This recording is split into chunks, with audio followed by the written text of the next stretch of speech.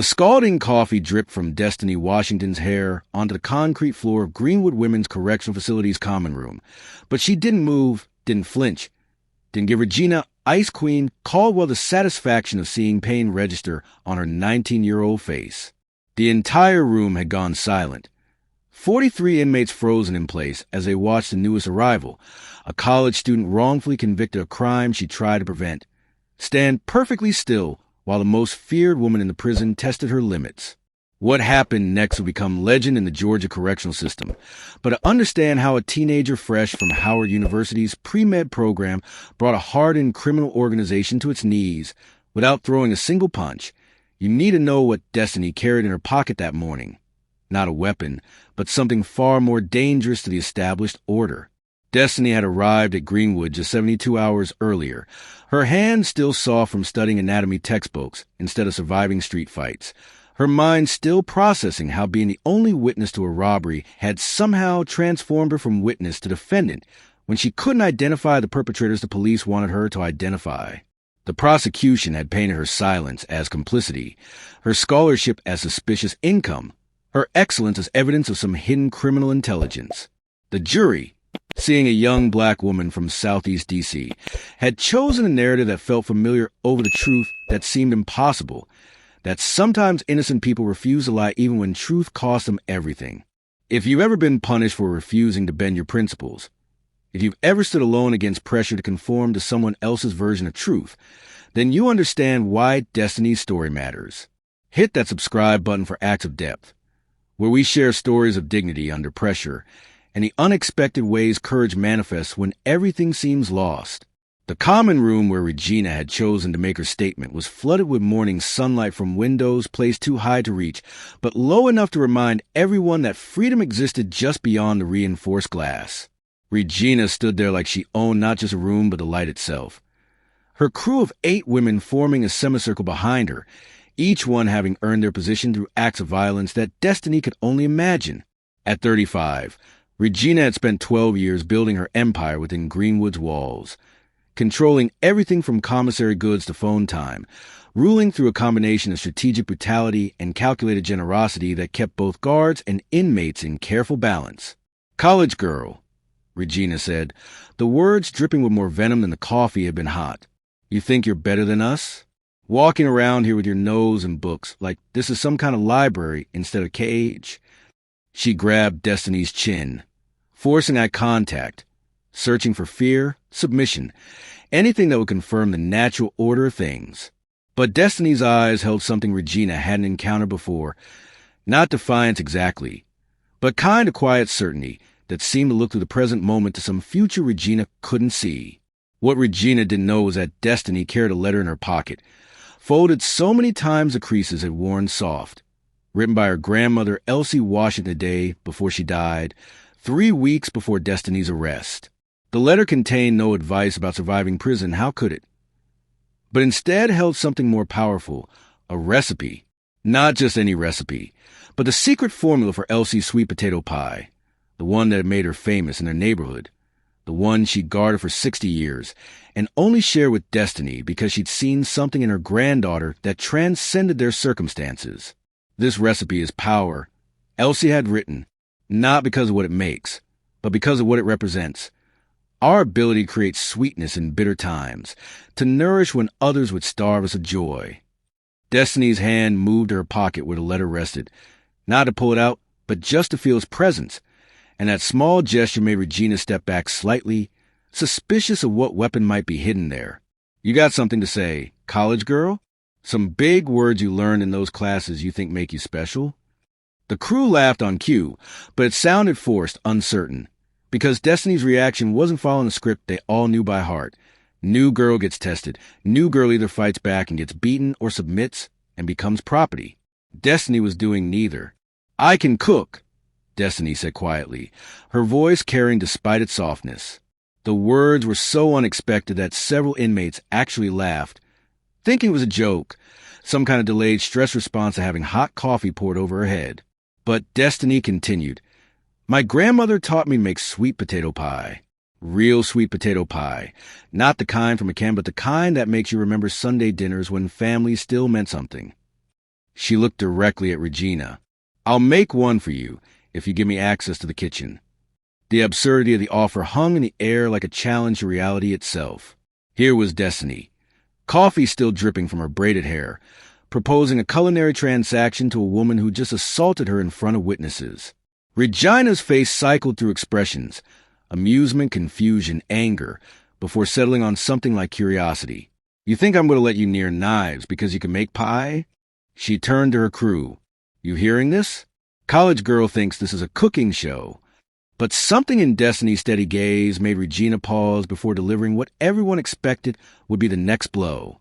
The morning sun had shifted, casting geometric patterns through the barred windows onto the floor, and in that light, Destiny looked older than her 19 years, carrying herself with the dignity of someone who'd learned that survival sometimes meant offering what others didn't know they needed. "Not knives," Destiny clarified. "Just ingredients.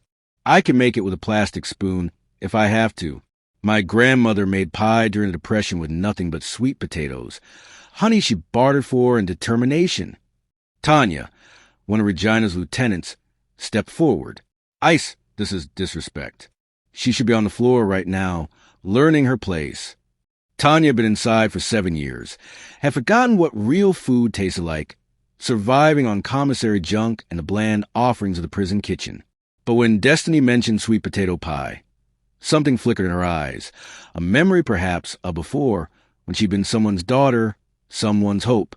Regina studied Destiny with the calculating gaze of someone who'd survived by reading people like maps to hidden treasure or buried landmines. "What's your angle, college? You think baking is going to protect you in here? You think I care about some pie?"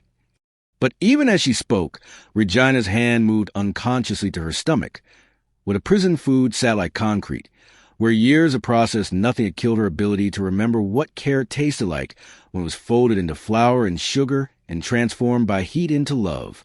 "I think," Destiny said slowly, wiping the last of the coffee from her face with remarkable calm, "that everyone in here has forgotten what it feels like to be treated like they matter. Not feared, not used, not controlled, just matter. My grandmother fed people not because they paid her, but because she believed a good meal could remind someone of their humanity." She looked around the room at the watching faces. When's the last time anyone in here tasted something made specifically for them, not mass-produced for the lowest bidder? The question landed like a stone in still water, ripples of recognition spreading across faces that had trained themselves to show nothing. Regina's empire was built on controlling resources, on making people need her for protection, for goods, for safety. But Destiny was offering something different, not transaction but transformation, not product but process. It was so far outside the prison economy that Regina didn't have a framework for processing it. "One pie," Regina said finally, her voice carrying the weight of a royal decree. "You get one chance to impress me." "But coffee girl," she leaned in close, breath hot with institutional coffee and menace. "If this is some kind of game, if you're trying to poison me or make me look weak, what happened this morning will feel like a welcome party compared to what comes next." She snapped her fingers, and 2 of her crew members flanked Destiny. "Charisse, Monica, you escort her to the kitchen. Tell Officer Patterson that Ice Queen approves a special project."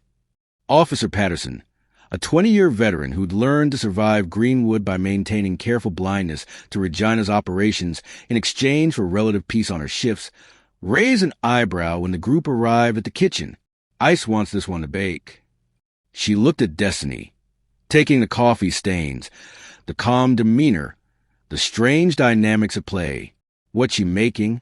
"Sweet potato pie," Charisse answered, her tone suggesting she found the whole situation ridiculous. "College girl thinks she's Betty Crocker." Patterson surprised everyone by laughing, not mockingly but with genuine amusement. "Haven't had real sweet potato pie since my grandmother passed 15 years ago. Used to make them for church fundraisers, raise enough money to fix the roof every year just from her pies alone." She unlocked the kitchen. "1 hour. I'll be watching. Any funny business, and you're all in solitary." The kitchen at Greenwood was industrial and impersonal, all stainless steel and fluorescent efficiency. But Destiny moved through it like she was back in her grandmother's row house kitchen in D.C., where the windows faced east and caught the morning light just like these did. She found sweet potatoes in the storage. Not fresh, but not canned either, the kind used for the Thanksgiving meal that tried to approximate home and failed. Her hands moved with practiced precision, peeling and cutting. And both Charisse and Monica found themselves mesmerized by the transformation beginning to take place. Where'd you learn to move a knife like that? Monica asked, forgetting she was supposed to be intimidating. Destiny had been given only a plastic knife, supposedly too dull to be dangerous, but she wielded it with the skill of someone who'd learned to make do with whatever was available. My grandmother had arthritis the last 10 years of her life. Her knives were never sharp because she couldn't maintain them, but she still cooked every Sunday. She said the knife doesn't cut the food, intention does. Charisse scoffed, but she didn't look away as Destiny began to transform the limited ingredients into something more than their sum. The sweet potatoes went into a pot of water to boil, and while they cooked, Destiny created magic from nothing, convincing Patterson to let her use honey from the staff break room, negotiating for cinnamon from the breakfast supplies, finding butter in the back of the refrigerator that was meant for the warden's special events. Each acquisition was a small victory, but more importantly, it was drawing others into the process. My grandmother, Destiny said as she worked, not really talking to anyone in particular, but somehow speaking to everyone, used to say that cooking was like chemistry, but with love as the catalyst. You can have all the right ingredients, follow the recipe perfectly, but if you don't put intention into it, it's just food. When you cook with purpose, to nourish someone, to show them they matter, that's when food becomes medicine. She began mashing the sweet potatoes, and the smell filled the kitchen. Earthy, sweet, promising. Patterson had meant to just watch from the doorway, but she found herself drawn closer. What makes your grandmother's recipe different? She asked, her professional distance melting slightly.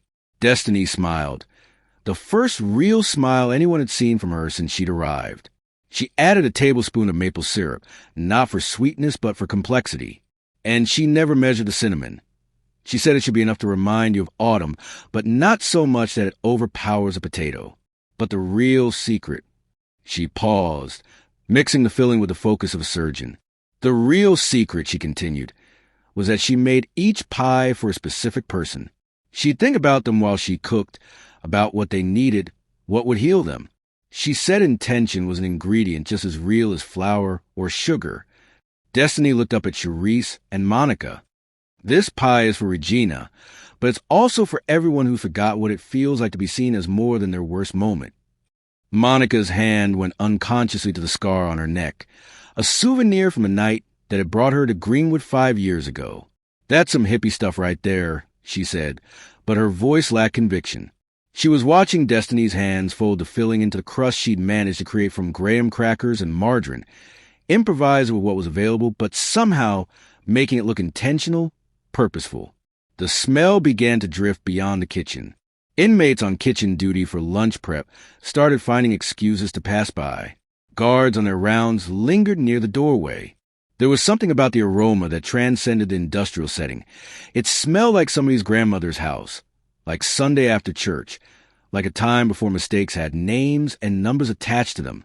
Even the overhead fluorescent lights seemed softer, warmer, as if the pie was transforming not just ingredients but the space itself. Charisse found herself talking without meaning to. My aunt used to bake, before she got sick. Used to make these lemon bars that would make you forget your own name. They were so good. She caught herself, angry at the vulnerability, but Destiny just nodded. Food is memory. It's why prison food is designed to be forgotten. No memories, no connection to who we were before. But we're still those people. We're just wearing different clothes. 45 minutes later, Destiny pulled the pie from the oven, and the kitchen fell silent except for the sound of the cooling fan.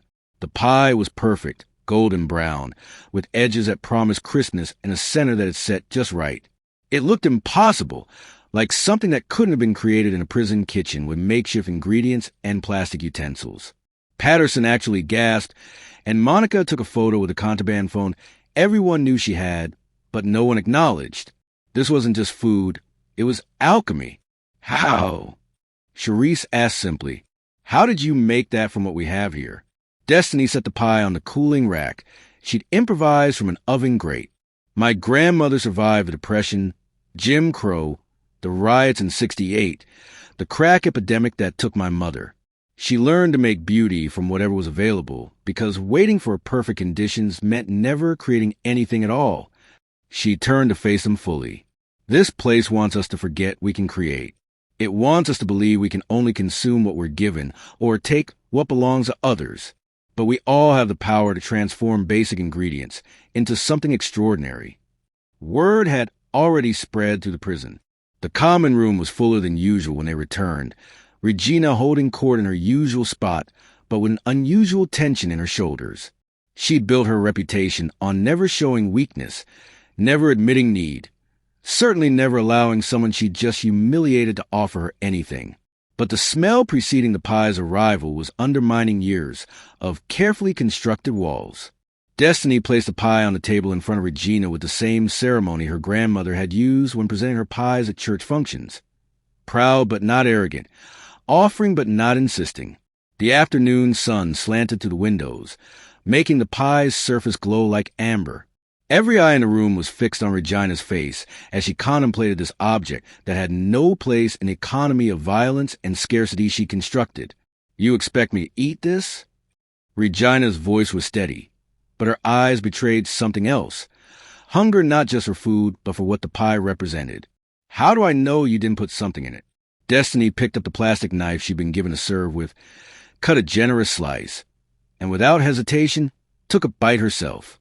The room watched as her eyes closed, as an expression of pure transport crossed her face. When she opened them, tears were streaming down her cheeks.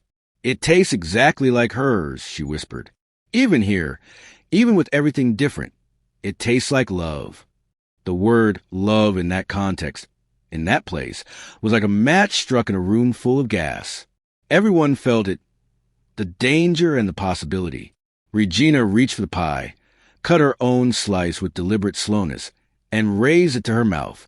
The first bite caused her to freeze, her face unreadable. The second bite brought a sound from her throat that no one had ever heard, something between a sob and a sigh. By the third bite, Regina, Ice Queen Caldwell, who hadn't cried since her daughter had been taken by child services 8 years ago, was weeping openly. "This tastes like—" Regina couldn't finish. "Like home, like before, like the grandmother who'd raised her before the streets claimed her, like the person she'd been before she'd had to become Ice Queen to survive." The pie was unraveling her from the inside out, each bite dissolving another layer of armor she thought was permanent. Tanya stepped forward, protective instincts flaring. "Ice, you okay? Is something wrong with the pie?" But Regina waved her off, continuing to eat with the focus of someone performing a sacrament. Other inmates began to move closer, drawn by the sight of their untouchable leader being human, being moved, being fed. "Cut slices for everyone," Regina said finally, her voice rough with emotion. "Everyone gets a piece." It was an unprecedented decision. Regina never shared anything without extracting payment. But this wasn't about the prison economy anymore. This was about something older, deeper, more fundamental than the rules they'd all learned to live by. What happened over the next hour changed Greenwood in ways that would be studied by correctional psychologists for years. 43 women, some who hadn't spoken to each other except in anger, sat sharing slices of sweet potato pie. And with each bite, stories emerged. Monica talked about her daughter, now 7, being raised by Monica's mother. Charisse admitted she couldn't remember what her own mother's cooking tasted like. Even Regina, the Ice Queen herself, spoke about Sunday dinners before her father left, before her mother started using, before survival became her only skill. Destiny sat in the center of it all, not as a leader but as a catalyst, someone who'd introduce a new element into a stable but toxic system and transformed it into something else entirely. When Officer Patterson came to check on them, she found a scene she couldn't process. The most dangerous women in Greenwood sitting in a circle, sharing food and stories like a book club or a church group. She started to intervene, to restore order, but something in the atmosphere stopped her. She radioed that everything was fine and stood watching from the doorway. "How often can you make these?" Regina asked Destiny, and everyone understood this wasn't a demand but a request. "My grandmother left me 17 recipes," Destiny replied, pulling out the worn letter, each one for a different occasion, a different need. Her peach cobbler for celebrations, her cornbread for when someone needs comfort, her banana pudding for when children need to remember joy. She looked around the circle. "I could teach others. We could take turns. Create a kitchen schedule that's about more than just feeding bodies." The idea was so radical that it took a moment to land. A kitchen run not for profit or power, but for nourishment, for memory, for humanity. Regina looked at her crew, women who'd followed her through violence and intimidation, and saw something she'd never noticed before. Hunger. Not just physical hunger, but a soul-deep starvation for something the prison system had been designed to deny them. The recognition that they were still capable of creating, not just destroying. "You trust us with your grandmother's recipes?" Tanya asked, skepticism warring with hope in her voice. Destiny nodded. "My grandmother said recipes were meant to be shared, that they multiply in power when passed on. But there's one condition. Whoever cooks has to cook with intention, with purpose. You have to think about who you're feeding and why. You have to put something of yourself into it." Over the following weeks, the kitchen at Greenwood became something unprecedented in the prison system, a place of voluntary cooperation. Women who'd been enemies found themselves working side by side, sharing techniques passed down from grandmothers and mothers, recreating dishes from their childhood with prison ingredients. Regina's crew evolved from enforcers to organizers, creating a schedule that gave everyone a chance to cook and be cooked for. The guards, initially suspicious, found that violence in the prison dropped by 60%. Women were too busy planning meals, bartering for ingredients, and sharing stories to fight. Destiny's case was reviewed 6 months later, new evidence emerging that confirmed her innocence. Security footage that had been overlooked, showing her trying to stop the robbery, not participate in it. The day she was released, the entire population of Greenwood lined the fence, not in protest, but in gratitude. Regina approached her at the gate, no longer the Ice Queen, but not quite warm either. Transformed into something more complex, more human. "You could have fought back that first day," Regina said. "When I poured that coffee on you. Why didn't you?" Destiny smiled, her grandmother's wisdom flowing through her one last time. "Because fighting you would just confirmed what this place wanted us to believe, that we're nothing but our worst impulses. But cooking for you, feeding you, that reminded both of us that we're more than this place as we are." She handed Regina a notebook, all 17 of her grandmother's recipes, written in her careful hand, with notes about when and why to make each one. "These aren't mine to keep," Destiny said. "They belong to anyone who needs to remember that they can create instead of destroy." 3 years later, the Greenwood Kitchen program had spread to 12 prisons across Georgia. Regina, granted early release for her role in transforming prison culture, opened a small restaurant called Elsie's Place that employed former inmates. She kept Destiny's grandmother's photo on the wall, next to a sign that read, "Everyone deserves to be fed with intention." Destiny, having returned to medical school, would stop by whenever she was in town, and they would share a slice of sweet potato pie. Two women who'd met in the worst of circumstances, but had chosen to create something sweet from bitter ingredients. If this story moved you, if it reminded you that transformation can come from the most unexpected places and people, share it with someone who needs to remember their own power to create rather than destroy. Subscribe to Acts of Depth for more stories that show how dignity, creativity, and love can flourish even in the harshest conditions. Remember that we all carry recipes for transformation, not just in our kitchens, but in our hearts, waiting for the moment when we choose to feed someone's soul rather than starve it. Sometimes the greatest revolution isn't fought with fists, but with the simple act of remembering that everyone deserves to be nourished, seen, and reminded of their humanity.